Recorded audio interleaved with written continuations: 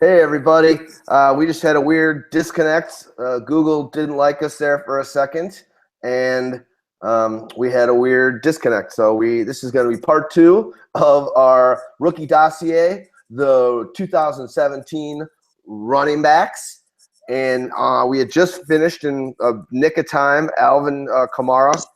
So this one, we're going to go in and we're going to start Kareem Hunt, who was drafted with the 86th pick in the third round to Kansas City. This fella is out of Toledo, and I think he looks pretty on when you're watching the game tape on him. It looks like I hope he can translate. I'll let you go into it. I've got some thoughts to do. I'm gonna tweet out this link for this show, and go for it, one of you guys.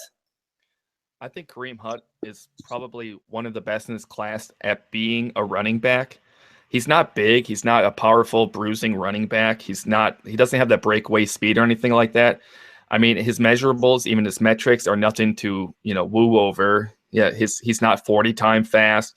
But the thing is, like, he's best at what he does on the field. He's like, I saw a reference to, he's like a wave of rushing water going down a mountainside.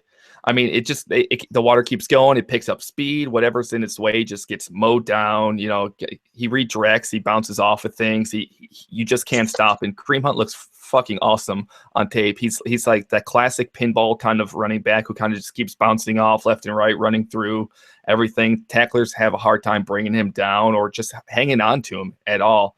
For his size, you don't see like 220 plus guys, doing that. So he, they say he was 220 pounds, but at the combine, I was a little worried because I think he weighed it was under 210 or something close to 210. So I don't know why he was cutting the weight or whatnot. But so on his college film, it said he was 220, but he definitely looked closer to that 208 like he measured in. But anything like that, like him looking like that at his size it looked awesome. And the fact that he just kind of ran through and around people and off of people, not slowing down, it was really awesome to watch, which really benefits him because he never had that breakaway speed. He was never that breakaway runner, but he utilizes his defenders and he reads his tackles very well. I bet you he lost some of that weight to get his speed up at the combine. He only ran a 4.62, so he was shedding that weight to get that number down. And I agree with you. You say he looks pretty fast in the field. It's just certain players have a better pad speed than others. Go for it, Heartbeat. All right, yeah. We got actually just a day ago. We got ESPN's Adam Teicher. I believe that's how you say his name. He actually is the Chiefs beat reporter for ESPN, and he said he foresees Kareem Hunt leading the team in rushing. So I see that as rushing yards and RB reception. So he sees him having an immediate impact. I don't know if I'm the same on that because what I saw is I watched his Senior Bowl game, and I think he was the best running back in Senior Bowl, hands down.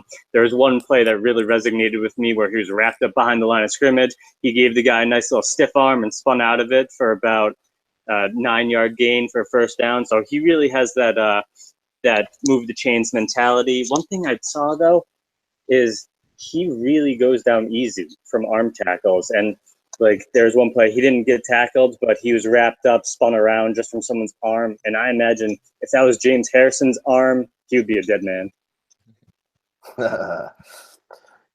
Yeah, I think one thing I'm worried about is are Hunt and Ware going to eat into each other. So obviously the guy you mentioned believes that this could be Hunt's job, but Ware's no slouch. He finished last year 16th in fantasy points, almost had 1,000 yards and missed a couple games. Could get banged up here and there, which will give some opportunities to Hunt. But are these guys going to be eating each other's share? Right now, you've got Hunt's going ADP. He's still in about the 16 to 20 running back zone right now in drafts. And you got Hunt, who's basically like outside 55, 60. So when you're thinking about value in redraft, I'm going to roll the dice on a Hunt, and that's going to change. News like what you just mentioned, an off-season, a buzz for Hunt, which is already happening since the minute he went to that team playing for Reed. He's going to keep moving up. But Ware's always going to be ahead of him. So I'm going to take the second side of that and hope for the upside of a Hunt. But at the end of the day, if these guys are eating into each other and taking away there's no clear number one, and they go by committee, so to speak, that worries me. It's not a big deal, but they also signed C.J. Spiller, and they still have Charkandrick West. There just seems to be a lot of running backs back there that are maybe going to eat into this. Last thing I'll say, and I'll let you guys go on Hunt. Something that's amazing about him, he had at Toledo in his career, he had 723 carries, 0 fumbles lost. So this guy protects the ball at the NFL level. That's a huge thing for a lot of coaches. If you keep on losing the ball, I don't know what Ware's fumbling numbers are off the top of my head, but this guy holds on to the ball, so you don't have to worry about him in that regard. Yeah, I mean, I totally agree with everything you guys say. At first, I wasn't cool at all with his landing spot here in Kansas City. I do believe that Kareem Hunt will kind of move on and take over the Charkandrick West role. Initially, he's going to get like 3 to 7 carries a game and be utilized in the passing game. He's a great PPR asset as well.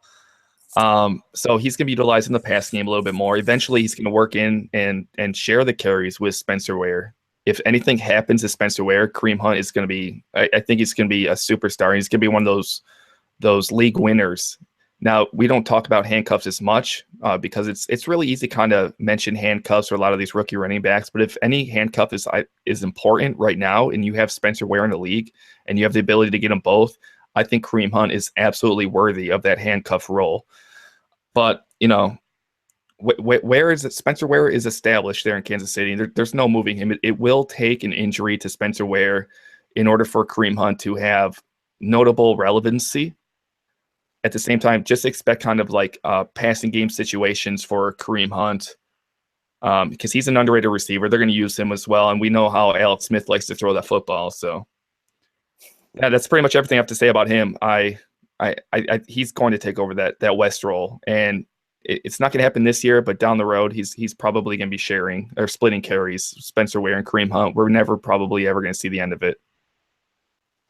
Yeah, I mean, Andy Reid has a really strong track record of having a workhorse back, whether it goes back to Brian Westbrook, Shady McCoy, Jamal Charles. He really likes having that one guy who he can count on, who's a good receiver, good runner, and Hunt's a rookie, so he's going to take some time to kind of cement himself into that role and get Spencer Ware off there, because just based on last year, it looks like Andy Reid likes Spencer Ware quite a bit. So the immediate impact isn't there, but as Waz was saying, he could be a guy 2-3 years down the road where he becomes that workhorse back, where in dynasty leagues, you're going to say, well, thank God I spent a early second-round pick on this guy because it's really paying dividends right now.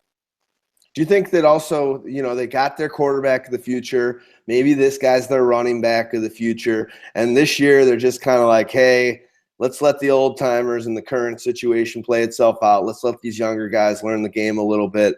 And they're kind of even just thinking in a lot of ways, hey, let's see where we can take this thing. We got a great team, but the future, we got a couple of guys that are the future that are sitting on our bench, and maybe they just kind of, they're a package deal almost, Mahomes and him, and you're just going to see them run the hell out of Spencer Ware, run him into the ground before they run him out of town.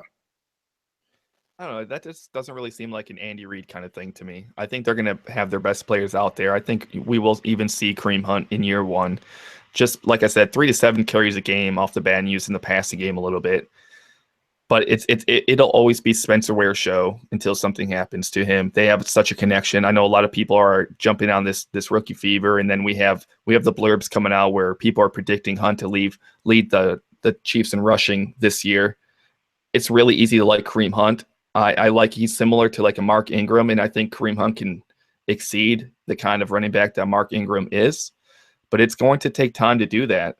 He's also kind of very similar to Jay Ajayi, but Ajayi is not as elusive as Hunt.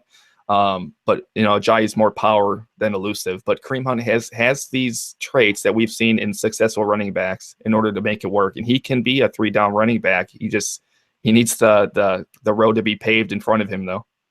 You got anything else for this guy, Heartbeat? Yeah, just he looked really comfortable when he was playing out of the shotgun. I can kind of see him being a Kenneth Dixon type, where it's that kind of guy where we're like, if he gets the work, he's going to blow up. He's going to be a great fantasy asset, but is he ever going to get all that? Is he ever going to get all that work? So, I mean, that's the big question in my eyes. I don't see him getting work his rookie year. I don't really see myself taking him in a redraft, but in a dynasty, I think he could be a good second-round pick, like I said before. But that's all I have on Hunt. Cool. Let's move on. Should be an interesting one to see there. Let's move on to the next running back, and that's Deonta Foreman, and that's third round, 89th pick. Player out of Texas University, staying in Texas with the Houston Texans. Obviously, there's a lot of buzz. This is another guy along with Hunt that right now at this given moment here in this early of the offseason that people are buzzing a lot. And you've got Lamar Miller is a great player that just came over there for his first season with the Texans last year. But a lot of people think Foreman's going to be able to kind of really squeeze in there and get some opportunity there on a good team with the Houston Texans. Where do you guys see him for this year and then moving beyond how relevant dynasty-wise? I think it was the Pyro podcast last month. I kind of spoke about my love for Deonta Foreman. So could Foreman beat out Lamar Miller this preseason? I mean, it's entirely possible. The buzz is there. I mean, we saw Lamar Miller be pretty dull last year. He was very underwhelming. Everyone wanted him to be that 3-down back guy in that workhorse, and he kind of did it, but at the same time, he didn't really do it really well. And Deonta Foreman is the kind of guy that can absolutely push Miller in that role and start siphoning some carries from him. But, that's a fairy tale. We want things like that to happen during the off season, but it's probably not going to happen. But if it did, I'd be like, yes, I not surprised, but that's a little surprised, but it's freaking awesome. But the thing is, it's only going to take probably more dull starts from Lamar Miller in order for Foreman to kind of start getting handed the rock. He's that running back that these old school coaches want. There's hope with him, but as long as Lamar Miller is a roadblock, it's going to, degrade his value a little bit. But Lamar Miller, I don't think is as big as a roadblock as, Spencer Ware is to Kareem Hunt. I know it's easy to think so because a lot of people are still looking at Lamar Miller as that kind of running back that he was in Miami, and the fact that he is somewhat durable, the fact that he's got that job locked down. So I don't know. I want Foreman to kind of start taking that role. I mean, for Foreman over his last 2 years at Texas, he was given 11 or more carries in a game 14 times. And in each of those games, he ran for 100+ yards. He's so efficient with the football in his hand. He knows how to get yardage. He knows how to score touchdowns. But he also is a fumble machine. His 6 fumbles and 6 lost fumbles last year is super concerning. But surprisingly, I guess he had a broken hand a few weeks into this 2016 season, and his fumbles didn't really start happening until like halfway through the season. So we could hopefully consider the broken hand issue the reason for his fumbles. We'll start seeing that right away in the NFL level, because once these dudes start hitting him, if he starts losing the football, we'll be like, nope, that fumble issue is for real. And that's probably the biggest red flag for Foreman. Yeah, I mean, Waz and I are both really high on Foreman. I remember a couple Twitter back and forths we had where we were just like, oh, Deonta Foreman, RB1 in this class. It's just like, so the love is there. And I really like the matching with Lamar Miller. As Bill O'Brien came out, he said in the beginning of the season, they gave Lamar Miller way too many carries, and they could see that at the end of the year where he was really wearing down. They couldn't get as much out of him. As Le'Veon Bell said, he didn't have that burst.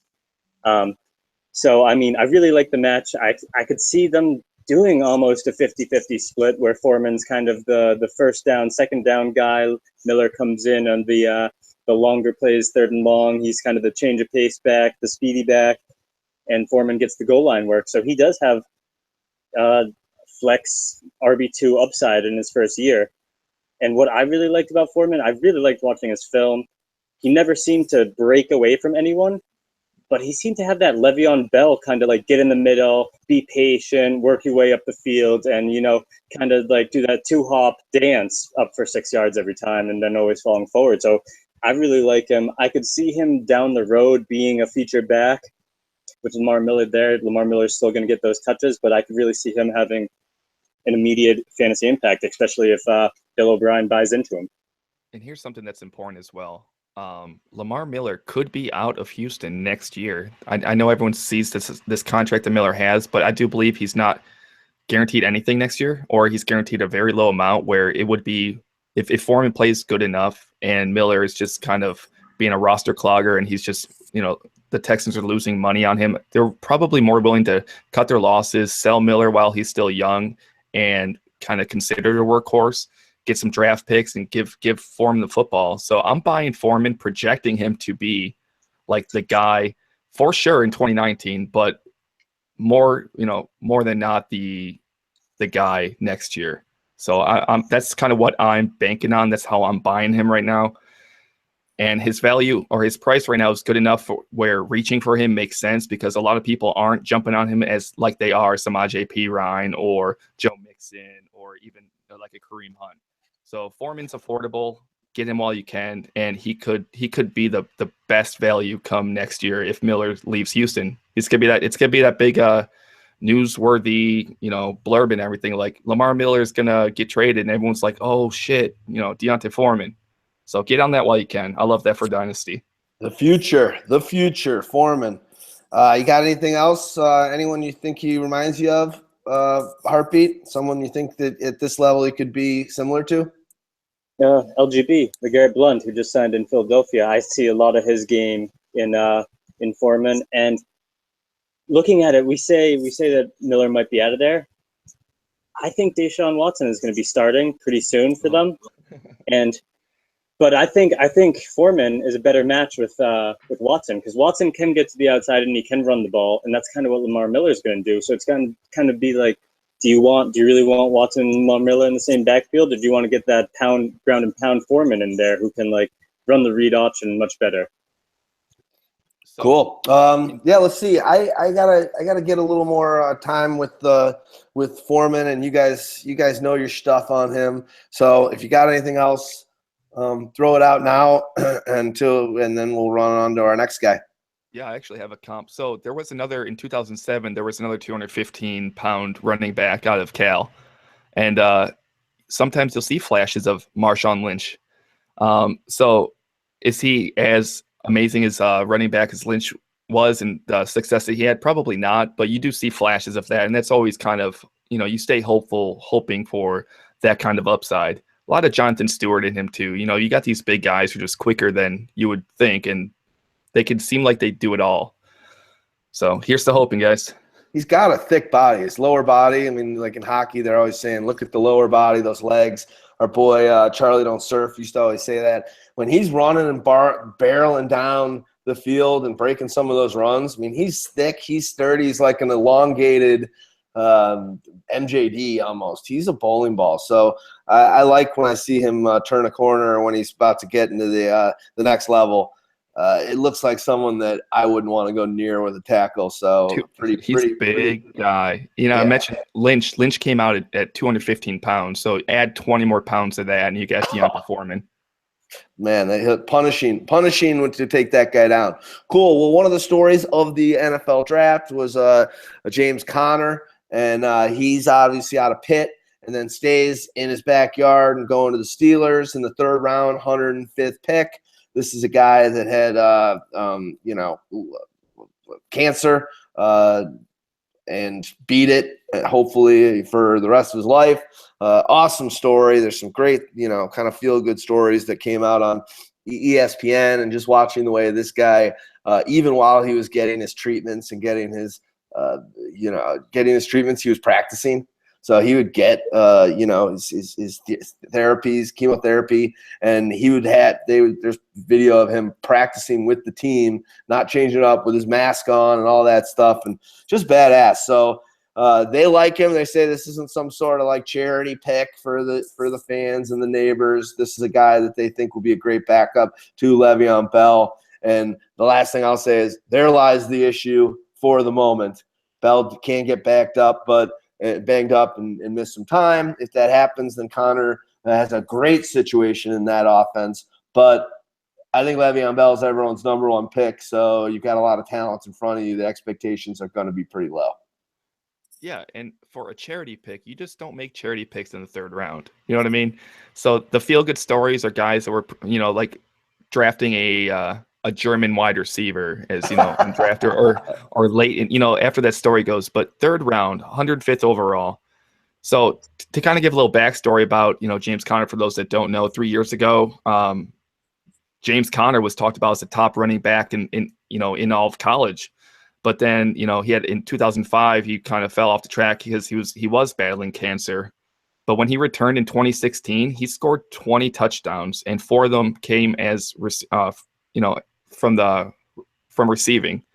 But for some reason, the media and the whole hype around James Conner it started disappearing. But at the same time, if you start looking at the numbers for his size and his weight, his 40 time, his bench reps, and his 3-cone, he's just up there with Joe Mixon, Deontay Foreman, Samaje Perine. So while James Conner is becoming a little bit of an afterthought, is a little bewildering. And not to mention, I don't think it's just going to take an injury to Le'Veon Bell to make James Conner relevant, because you have to consider, is Le'Veon even going to be back next year with the Steelers? I know it's kind of a crazy question to ask, but it's really not that crazy if you consider it. Is he really going to get 2 franchise tags, with Big Ben kind of going into retirement? Is this really going to happen? We could see Le'Veon go in the near future. And is he going to stay off the bong? Is he going to stop smoking in 2017? Anything that Le'Veon does or doesn't do, it's still going to, affect his future. And if the backup in Pittsburgh has always mattered.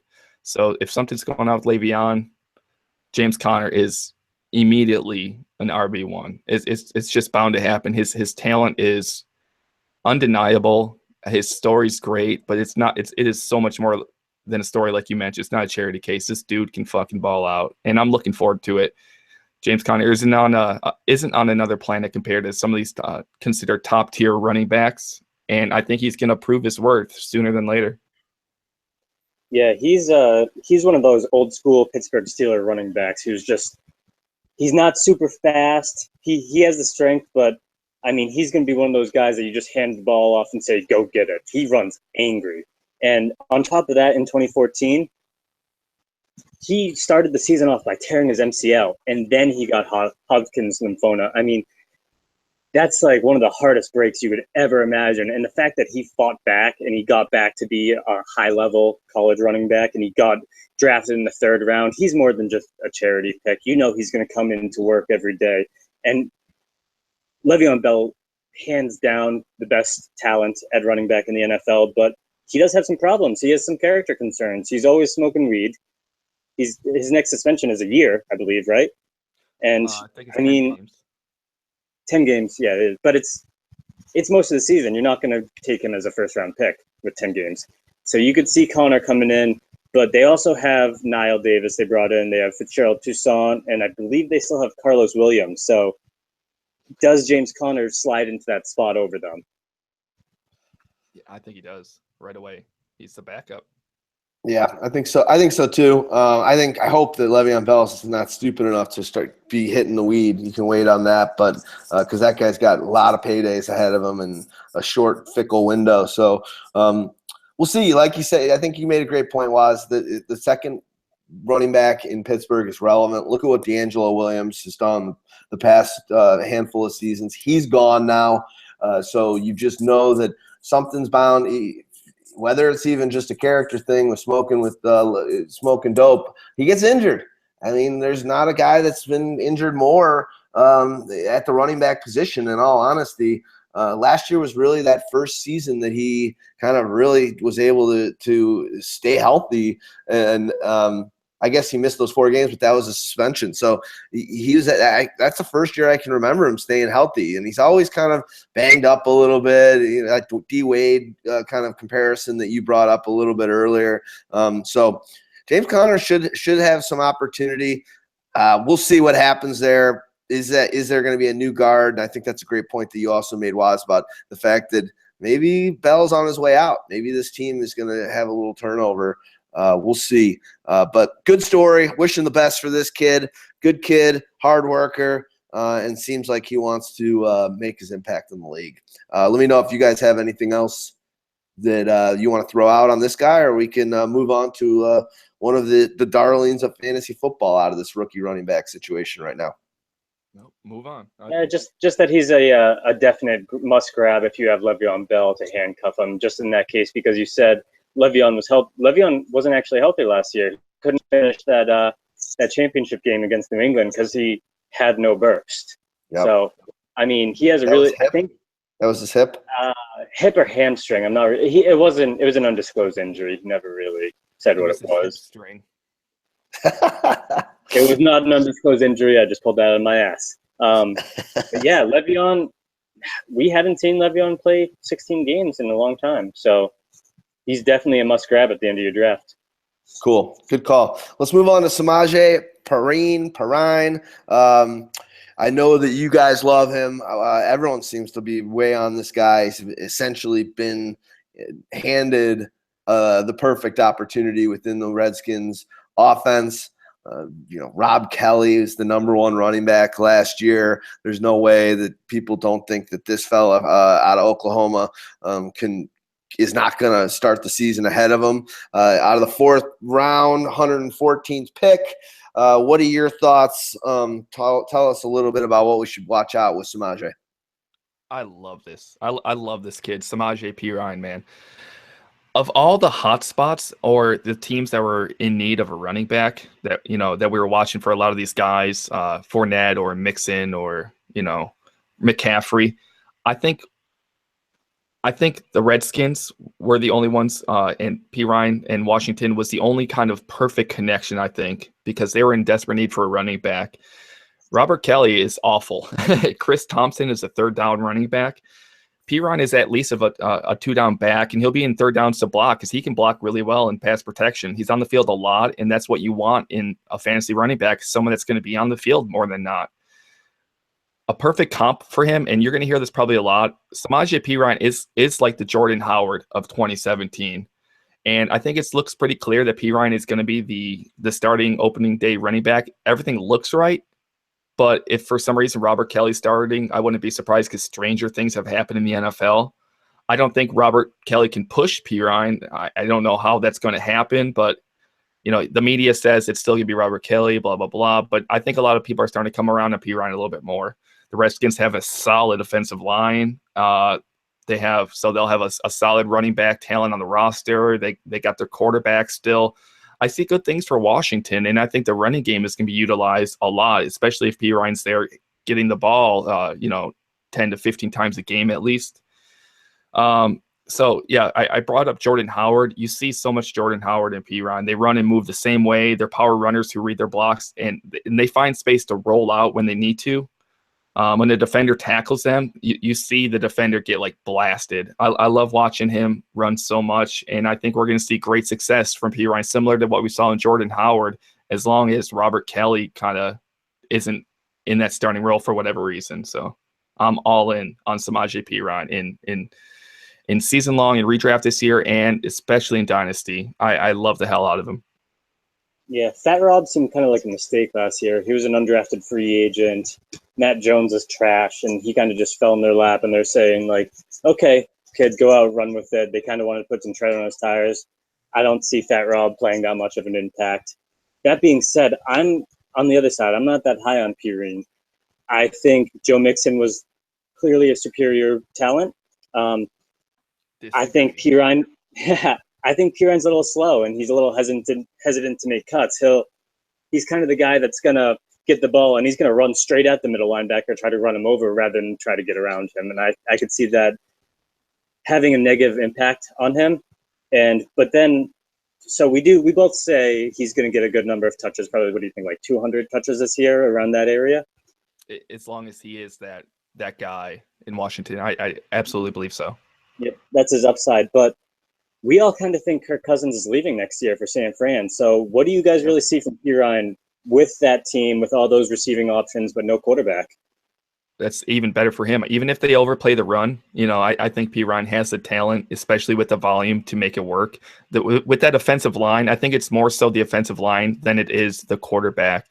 And we can't really compare his situation. And let's say I was talking about how lousy Blake Bortles was and how defenders always overplay the run on Leonard Fournette. Same thing that happened with the Rams and Todd Gurley. I don't think that's going to be the case for Pirine here in Washington. That offensive line is going to hold their own, and Pirine's going to make it work.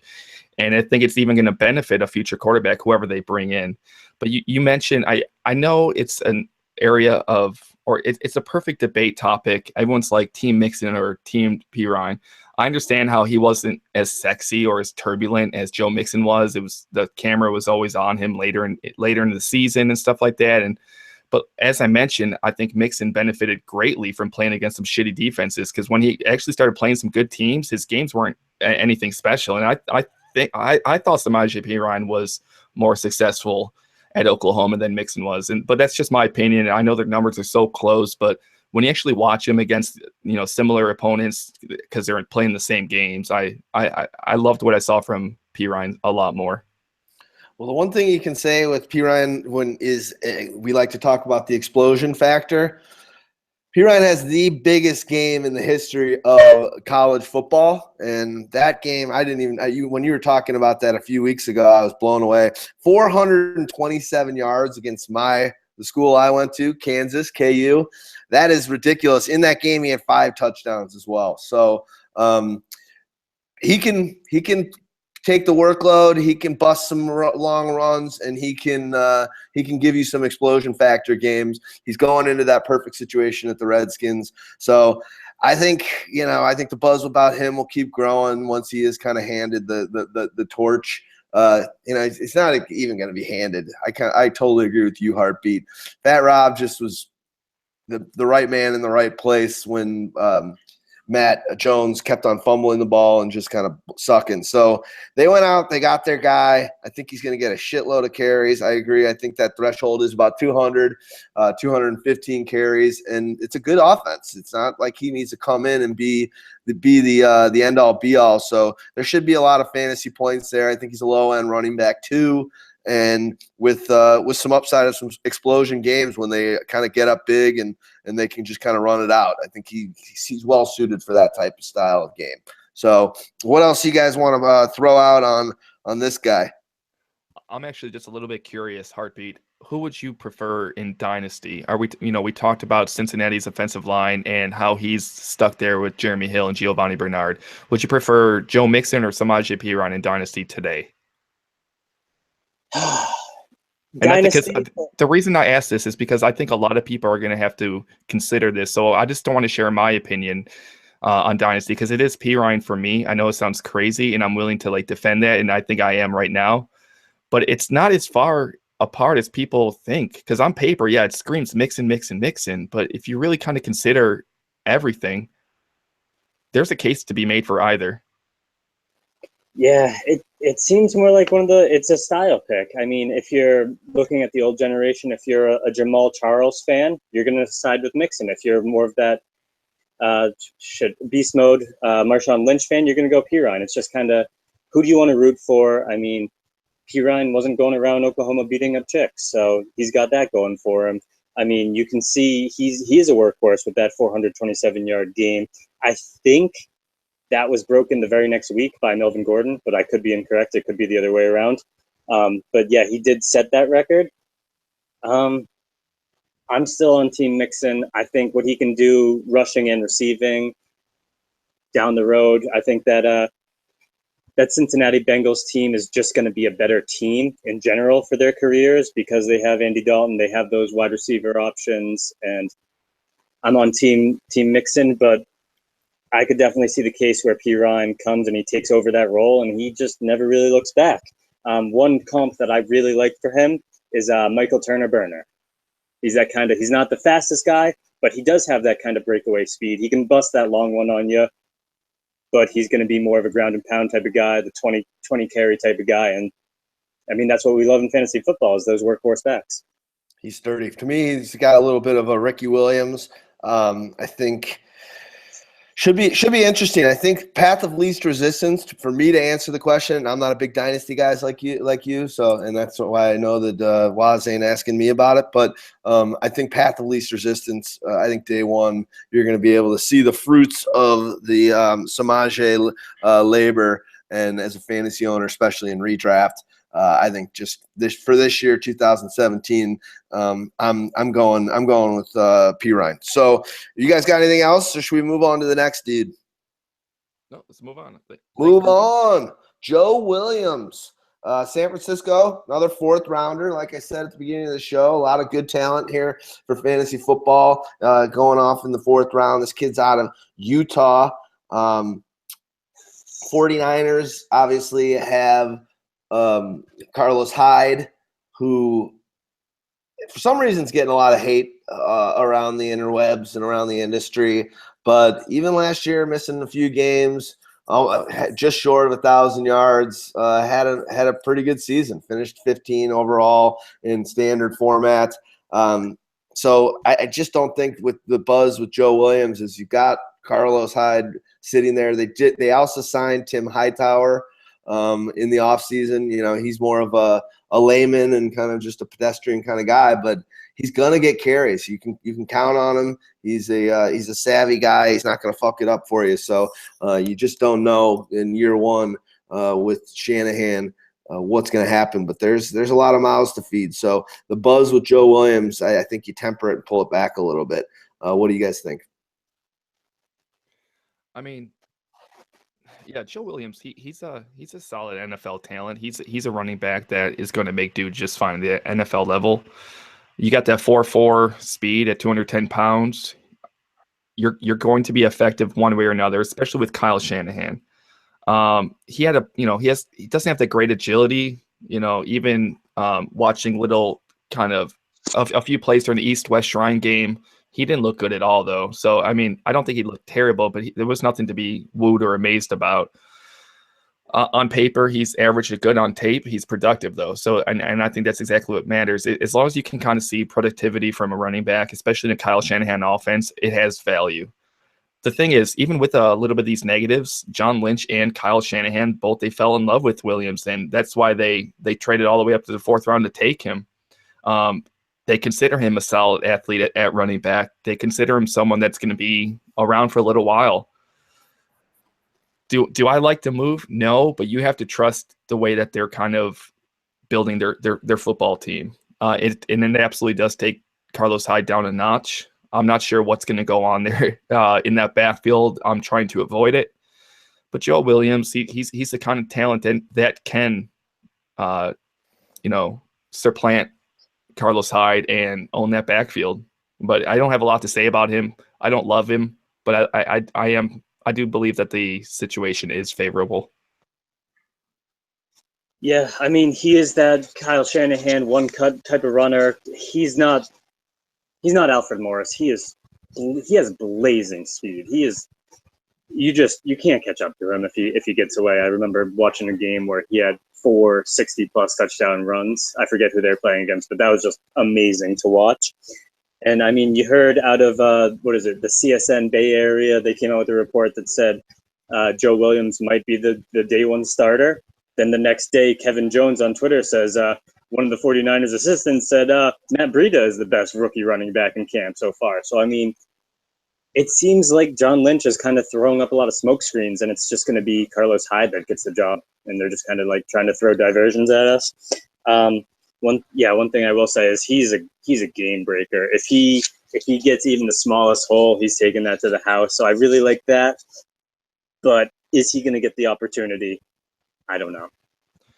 At some point, though, the fact that they did trade all the way back up to the fourth round to take Joe Williams, they are going to be hard-pressed to prove why they did it and how smart their pick was. They want to be these masterminds, these offensive masterminds that know the talent of the prospects that they are drafting.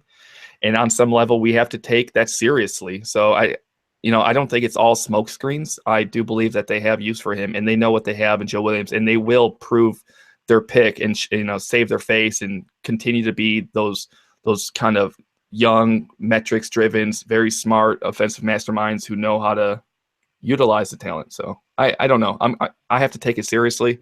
I don't know. I don't love think about it this year, nor do I really love think about it in Dynasty. But once again, we have to take Kyle Shanahan and John Lynch a little seriously, especially because they traded up. It's not like it just fell to him. They moved up and they took their guy.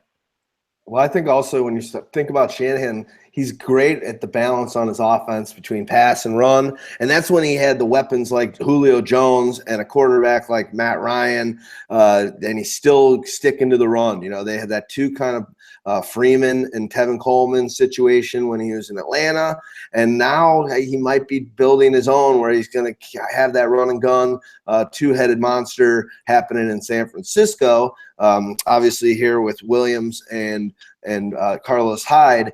And we know the passing attack on San Francisco here today is nothing even close to what he had with the Falcons. So I think you could almost maybe make a case for the fact that he's going to be running more this year and figuring out a way to kind of control the game a little bit more on the ground. So Williams and Carlos Hyde can both have plenty of opportunities. Agreed. Yeah, one thing I'll say is he retired from football for a brief period of time in 2016, but then in the when he came back in his final 7 games, he averaged 27.5 touches per game. So he has the ability to be that kind of workhorse, carry the big load, and Carlos Hyde is gonna get injured at some point this year. If he gets injured towards the middle of the season, where he typically does, and he misses those 2 to 3 games, you could see Joe Williams take that role away from him because. I mean, you heard the stories about Kyle Shanahan pounding the table saying, let's take this guy when he's not on John Lynch's draft board. And Kyle Shanahan, he is kind of a running back whisperer. So, I mean, you could see him taking that job and rolling with it. So, I mean, where do you guys see him? Does he have independent value, or is he only a Carlos Hyde handcuff? I think he's going to slip, so he's got value. I don't think this is a player that's going to go super high. So you're taking a flyer on him in that same way as over the course of the past few years. Jordan Howard in redrafts went undrafted last year. So why not take a flyer on a guy that's got some opportunities to do some good things? So I think you take a late round flyer on him. No doubt about it. I mean, look at it's the same as David Johnson, 2 years ago or whatever. He was, he was a guy that was going super late in redrafts. And then I think his first play of the game, he has a touchdown. Obviously, his season 2 years ago wasn't like last year, but I think you definitely, why not? We always say, do you want to just go and grab some middling guy that's going to be, who would you rather have? Some okay dude that you know what you're going to get, and it's got a low ceiling and a high floor, or do you want to maybe roll the dice? And if things click and Hyde, like you said, going to does get hurt, and this team's a little better than people are giving him credit for it here and now, and all of a sudden you got yourself a stud. Not too high though. That's a late. This is a teens round pick I'm talking about. Mm-hmm. You can start thinking about him in the 12th, 13th round, about that area, because he does not have any guaranteed workload. Not while Carlos Hyde is there and healthy. And I think Hightower will get more than Hightower signed there for a reason. I think he's just got that slow and steady game that's gonna actually get plenty of carry. Do we have anything else we want to talk about with Joe Williams? Please no. Please no. All right, let's move on from him. Is he a quitter or not? Let's find out. Jamal Williams, Green Bay, got Lacey leaves. And they actually, the Green Bay drafted, I think, 3 running backs in this draft. Jamal Williams was the first, another 4th rounder out of BYU. So two guys here, kind of both from Utah. We're going here, and I love what I see out of Williams. I think I've said it on a podcast a few weeks ago. Maybe it's just because he wore number 5 in college or whatever, but I think his body and his elusiveness and just kind of the way he runs, it reminded me of LaDainian Tomlinson when he was on the Frogs back in the day. Am I giving him way too much credit? Of course. He's not going to be a LaDainian Tomlinson. I think he was a top 5 pick when he came out ages ago, and he's a Hall of Famer. But I mean, just the way that he was able to get going and do some magic in the limited film that I've seen of him, it looks like he could be the perfect option for what Green Bay wants to do.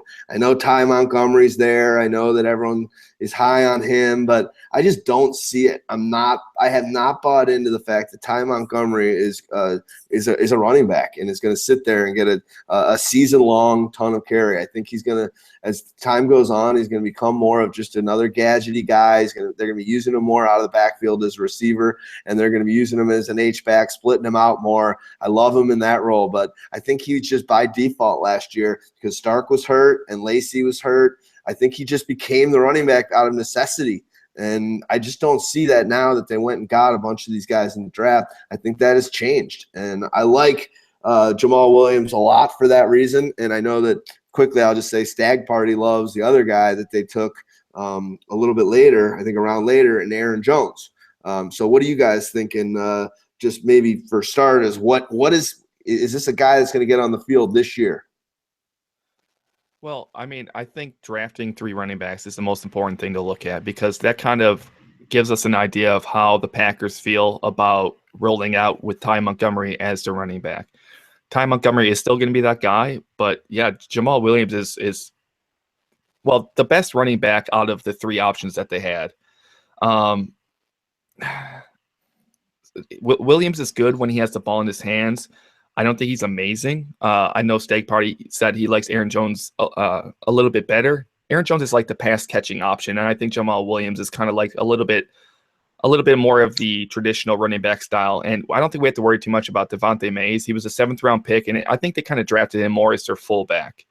But we're going to see Williams get the most touches, but who knows what kind of action he's going to get in the passing game, especially with Aaron Jones out there. And who knows at the goal line, are we going to get Devontae Mays or Ripkowski there to blast it in? So Jamal Williams' upside from a scoring standpoint, I don't like it very much because, yeah, you still have Ty Montgomery. Is he going to get those touchdowns? Probably not. Is he going to get those receptions? Probably not. So very, very limited upside. I don't really like what's going on there in Green Bay's backfield. I'm pretty sure it's going to take us a year to probably figure it out. But Ty Montgomery, he's not gone. He's still going to be there. It's not going to be the Jamal Williams show. So, I mean, it's what you're going to get out of a round 4 running back pick, late round 4, or I think it was early round 4. You're going to get a guy that may or may not pan out. And with as crowded as it is right now, it's probably not going to pan out. So there's a lot that needs to happen in order for him to be relevant. I'm going to avoid this situation unless, I just kind of want to take that late round lotto ticket dart throw on Jamal Williams in my late rounds. Yeah, I'm in the same boat. I'm not that high on his talent. I mean, he had some good film, but one thing I want to point out, he had the most poorly executed flea flicker that I have ever seen in my life. It was maybe he took one step and then fired it back to the quarterback, who threw it like maybe a 35-yard incompletion. But I mean, that was the worst flea flicker I've ever seen. I know that's not going to translate over to the NFL in any way, but one thing I will say about him, I kind of see him and I see the Green Bay Packers in this situation. He reminds me of Ben Jarvis Green Ellis. He only had 2 fumbles in his 369 touches over 3 seasons. So he could be that kind of guy that comes in for him, and they're going to want Ty Montgomery protecting Aaron Rodgers and in passing downs. He's not that pass protector that they're going to have out on the field very often, because it's the Aaron Rodgers show there. But I mean, I could see him being one of those guys that gets you the 15 rushes for 75 yards, no fumbles, and maybe he'll get into the end zone. And that's really what I see on him. But you see that long term more, right? I see that maybe 2-3 years down the road for about the same 2-3 years. Yeah, we know that it's a passing attack there in Green Bay. That's not going to change. But keep an eye, if one of these guys is the clear cut and is a great player and has a good offseason and a good training camp and a good preseason games and just becomes the de facto buzz #1 running back, then things can change a little bit. But no one knows right now if it's Jamal Williams or Aaron Jones. Who knows who's going to get that? You still got Ty. So a lot of unknowns there, no question about it. But one thing we like to say, power in numbers. It's good to have a player that's going to be on a team that scores a lot of touchdowns, and Green Bay fills that role. Yeah, we just need to see how Ty Montgomery fits in, and then it's going to be a little bit more clear. There's no reason to really take a stab at him this year, especially since he's not that pass-catching type of running back. If you are going to take a stab on one of these Green Bay running back twos, it's probably going to be Aaron Jones, just because of the volume that Aaron Rodgers dishes out. Cool. You got anything else, Heartbeat? For the most part, I'm staying away. That's it? Okay. Cool. Well, I'm going to keep an eye on that whole situation. I seem to never have Packers players, but I'm kind of liking them a little more because they're trying to address this running back situation that's been not too great the last couple of years. So let's go on to this is going to be our second to last guy we're covering, and this is Wayne Gallman, Wayne Championship Gallman. Nickname is Wayne, the Wayne Train. I just want to tell people in the football circles, stop naming people Train. There's too many trains. Ajay is the Train. There's just too many. There's been too many trains. It's been used. It's not a nickname. It's taken. Move on. Yeah. One thing I'll say about Wayne Gallman is he played in a ton of big games, and he had some great production at Clemson. He's one of those guys that, he went to the New York Giants in the 4th round, and still isn't out there on Paul Perkins. Does Paul Perkins have the ability to be that workhorse for them? I don't know, and I could kind of see them going on to Wayne Gallman just because he had some flashes where he picked up blitzes greatly. We know Eli's getting up there, and they want to protect Eli. And he could be a workhorse for them. He has really quick feet. He's good on the goal line. The one thing is he's not that great at anticipating where the defenders are going to go. But I could see him winning that battle by in a David Johnson type way, where you see come Thanksgiving, he's going to take that role. He's obviously not going to have that David Johnson impact because David Johnson is one of, if not the best talents in the NFL right now. But I really like Wayne Gallman. He played out of the shotgun a lot at Clemson. He's going to be playing in the shotgun with the Giants. Eli does kind of get happy feet, and he's going to want to check it down a little bit when they're coming off the edges. And the one thing I'll say on the other side is he runs straight up, and he's about 6'1". That could lead to a lot of injuries because they can just go at the knees, and I could see him going down pretty easily. I really like the NFL player comp of Kyrie Robinson. I see a lot of Kyrie Robinson in him as the kind of guy who's going to turn his legs and try to work for more yards up the middle. But will he have that big workload, especially with the Giants and their passing offense? I don't know. For me, he looks more like a wide receiver at playing running back.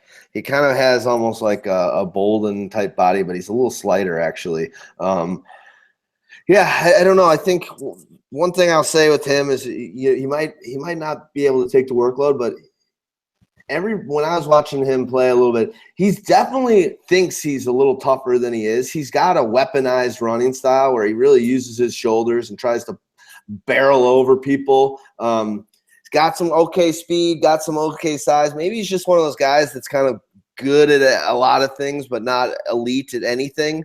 But he looks pretty good. He had 28 touchdowns the last 2 years. So the guy can get in the end zone.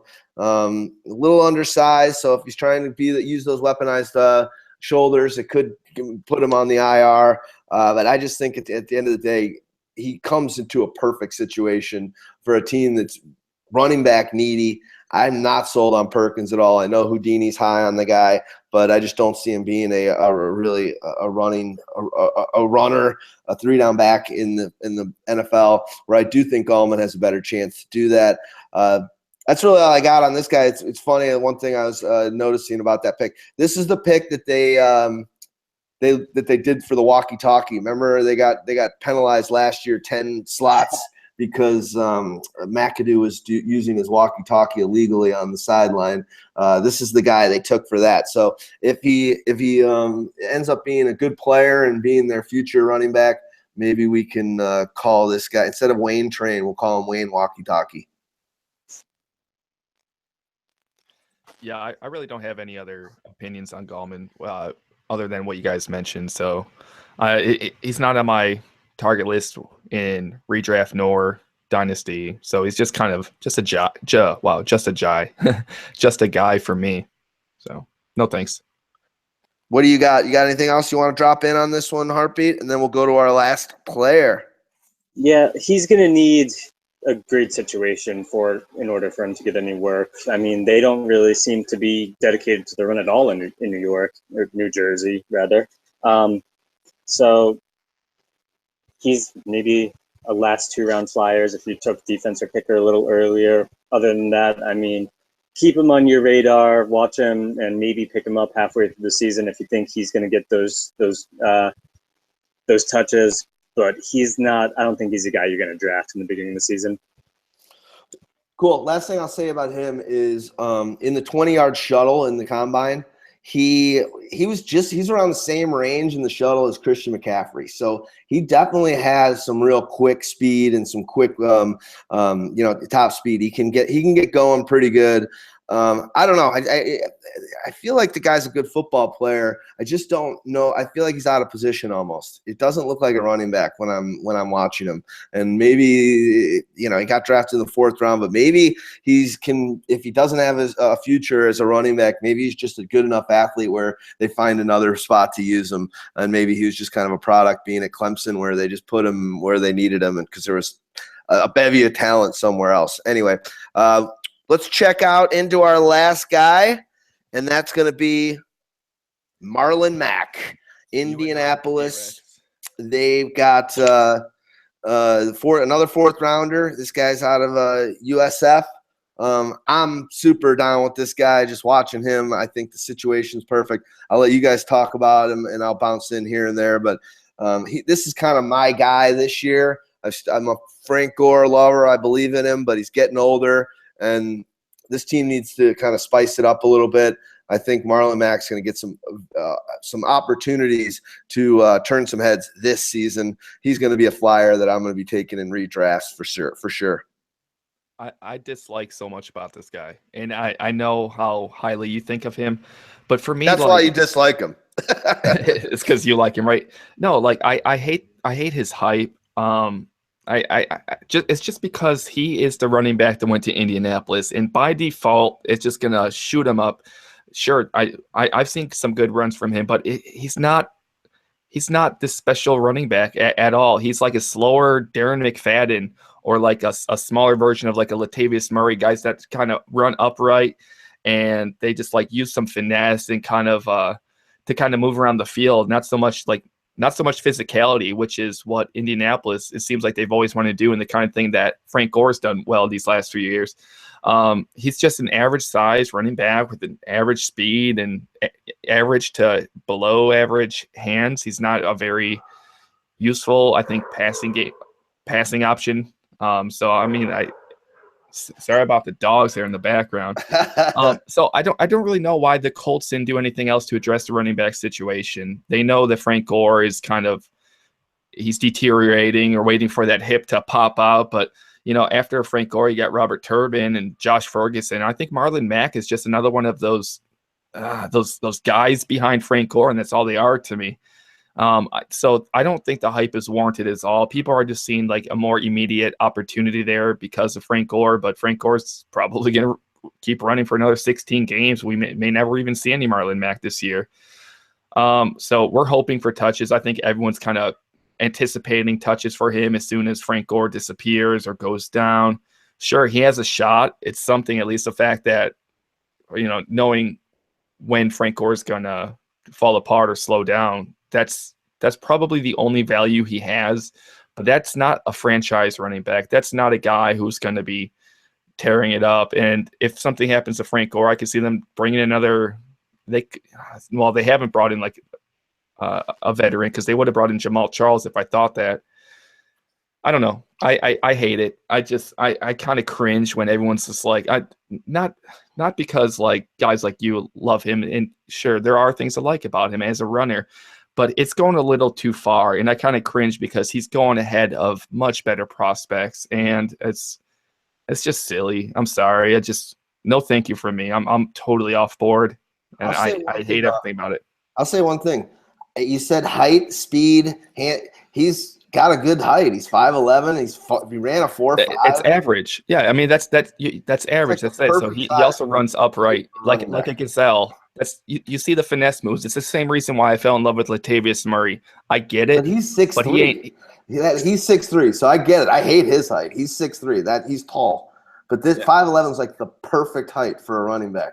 And Yeah, but Marlon Mack 4.5, so I just don't really hear those arguments too much. He's still running upright though for a 5'11" running back. He runs way too upright. He relies on his finesse and running like a gazelle, and there's not that physicality that I think Marlon Mack needs in Indianapolis. There's not. I don't think it's going to work out for him there.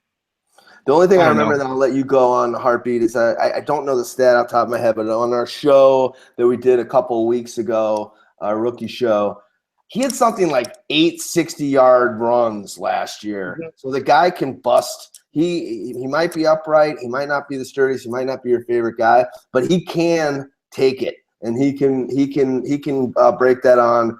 So I like that about him. I'm seeing here that the NFL Combine player comp was Denard Robinson. I don't see that. I think Denard's a lot different, smaller, but we'll see. I like it because of the situation. I feel like this team just needs something. They need to do something differently. And I know that Gore's been great. He's had a good 2-3 years with the team, but the team is kind of in a stagnant zone right now, and they've got one of the best quarterbacks. So I just think he's going to get that opportunity as a result. Go ahead, Heartbeat. And I'm speaking this year, redraft. I'm thinking this year he's got it. He's got a good opportunity. What do you got? Real quick. I mean, that's what I mentioned, though. I mean, that's what we have to look forward to is like you need Frank Gore to go down or slow down. There is something to look forward to with Marlon Mack, but I think he's just being kind of overvalued because of that situation. That's all. I mean, he's an okay enough running back, just not NFL franchise running back, I don't think. Not a guy. I disagree with you there, Waz, on the talent. I think he's one of the best athletes in the draft class. I mean, he has the ability to do it all, but he looks really raw. I watched his film, and USF is not a very good team. They were playing teams like Florida State, and that offensive line, they were just getting pounded. Like, he was getting met at the line almost every play behind the line, and he really had to do it all himself there. So is any of the game film that we watch, is that realistic? I mean, we know Indianapolis doesn't have a great O-line, so that kind of transfers over. But is the film that we got, is it kind of like David Johnson, where he was just so much better than the people around him that you can't always see it because there are all those misplays that are made by other players? That being said, is Frank Gore human? He's 34 fucking years old, and he's still playing running back. And I could see him playing for 2 more years, and I don't think that's crazy. Like, he lost a step, but he's not a bad running back still. Like, we're looking at him, he's fallen to the 8th round, but he's still a solid RB2, and I don't really see that changing. Marlon Mack, the big question. 12th last year in standard, so Gore is timeless. Another friggin' 1,000-yard season. But I'm banking on, and I don't want this to happen. He's an ageless wonder, but I'm banking a little bit on the wheels have to come off on this guy sooner or later. Yeah, and kind of what D-Rex was saying before on the 60-yard runs. Last year, he had 1,182 rushing yards, and 52% of those yards came on 15 runs. So I see kind of that Isaiah Crowell player comp where he's gonna break a few big ones plays with that not so great offensive line. You could see him be one of those like 4-yard per carry guys, but it's 1 yard, 1 yard, 1 yard, 1 yard, 2 yards, 15 yards. And that's kind of what I see with him at the next level. I completely agree with that assumption. And sorry, I'll shut up and let you go for a minute. I completely agree with that. Last thing I'll say is it could be boom or bust on his carries. Could be in the backfield tackled plenty of times. Last thing I'll say on him, was a freshman, started his freshman year, had 1,000-yard 3 years in a row. I just kind of like this guy. Hasn't been overworked. I'm done with him. I know that he's my favorite guy, so I got to get my 2 cents in on him. What do you got, Wazman? Yeah, Newt, you're not alone. A lot of people like Marlon Mack. I can't connect with that. I think one word that really works. I mean, I think Heartbeat mentioned, you said it was Isaiah Crowell. Isaiah Crowell is a very useful running back for his situation. I think Marlon Mack is probably just that in Indianapolis. He could be useful. He needs a little bit of a downfall from Frank Gore to make it work. He fills the hole well in Indianapolis. I just don't think he's anything special. I think okay, so we talked about the games that he did at USF, and his toughest opponents probably at USF were Florida State, South Carolina, and Temple. And in those 3 games, he only rushed for 42 yards, 50 yards, and 62 yards respectively. So I know that's only 3 outputs. I guess I didn't devote as much time as everyone else. Is because I was turned off almost like right away, and it was more so the hype that kind of made me kind of like, oh, I don't get it, and I just kind of wanted nothing to do with it. But there is something to hope for there. I'm not buying. There's some people buying. The situation can happen. It could happen this year, and it can happen next year. I'm just going off of my opinion, and I am kind of the contrarian to maybe the majority consensus. So take my opinion with a little less value than those with the rest of the people that are on board with him, like Heartbeat and D-Rex. Well, the beautiful thing about it is there ain't no right. We don't know. So, we all have our hunches, and you have your guys you love. I have my guys you love. And that's the beautiful thing. You and Stag Party are very strong in your beliefs favorably for certain people and against other people. And that's awesome. That's what beautiful thing about being here on Pyro and why we're talking through this. There's no toting the company line. We're not I listen to so many podcasts where it's like, yeah, I agree with you. I almost think it's refreshing when I hear you guys like, I totally disagree, because I want to give some of these people out there that are listening 2 sides of the coin and let them make their own decisions, look a little deeper, pay attention in the off season, have their tiers being changed. And it's funny, like doing your tiers from each round around. Some guys move literally 20 players. You'll just be like, oh, I was really high on this guy, and like I'm soured on him. So please just keep on liking the guys that you like, and that's why we do these podcasts and why we do these video casts and all the information we give to our fantasy people over the course of the season. Let them make their own decisions. Give them every side of the coin. I think the best case situation for him is somewhat similar to what DeMarco Murray said to Ezekiel Elliott. Just follow Jason Witten around, learn from him. He's a great pro. I feel the same way about Frank Gore. I feel like if he follows Frank Gore around, kind of learns that ability to be a pro, I think Max could be a good player. He has the physical abilities. One thing is he's really raw. I saw a lot of his film.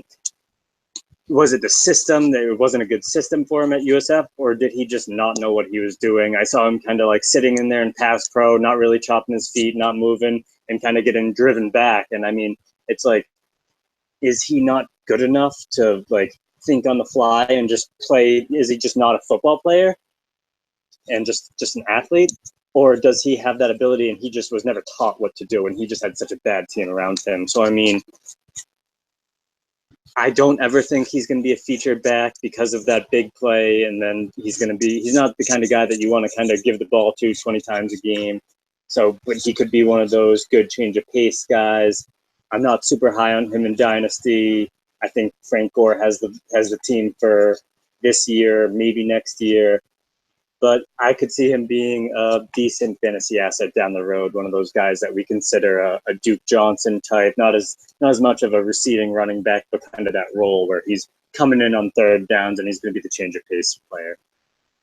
I mean, he's got great brains to pick there for sure. And you mentioned Jason Witten and you mentioned Frank Gore. He's got probably the most optimal, minds in football in Indianapolis that you would want to learn the game from. And I can see that being probably a great great resource for him, and I hope he utilizes it properly, because those are guys that know the game and they know it so well. They look how long their careers are, and I'm pretty sure any football player wants that length of career, especially at running back. What Frank Gore's done, he's done what seems to be the impossible nowadays. So let's see what he does. Let's see if he's willing to learn. Cool, guys. Well, good stuff. If you are listening to this show and you didn't check out the first half, we had a bit of an issue, technical issue, where the live show just kind of cut off. I'm going to try my best to merge both of these, so there's one video, and we'll post that. If I'm unable to do so, just know that there is another video at the beginning of this where we cover Fournette, Christian McCaffrey, Cook, Joe Mixon, and Kamara. So thanks, boys. Enjoy the rest of your Sunday. And for you guys listening to us and watching us, I'm so used to doing a podcast. You get to, if you're watching us, I feel sorry for you. Sorry, guys. Yeah. If you just played the video and you got it going and you got something else on your screen, you're probably a good move. We've got faces for radio. But awesome stuff, guys. Love learning and talking fantasy football with you. As we said, rookie running backs. Rookies making an impact in fantasy football. Stick with us, Pyromaniac.com. A lot of good changes happening. Been great to see. We've actually had a few people buying the Pyro Pro package, year-long package over the past few days. So you can just sense the fantasy football engine, and the community is getting all amped up for this. We're a year-round beast. So only fantasy football with a site, Pyromaniac.com. Stick with us. We'll help you dominate and annihilate the rest of your league mates. All right, guys. Thanks so much. I'll talk to you later. Good stuff.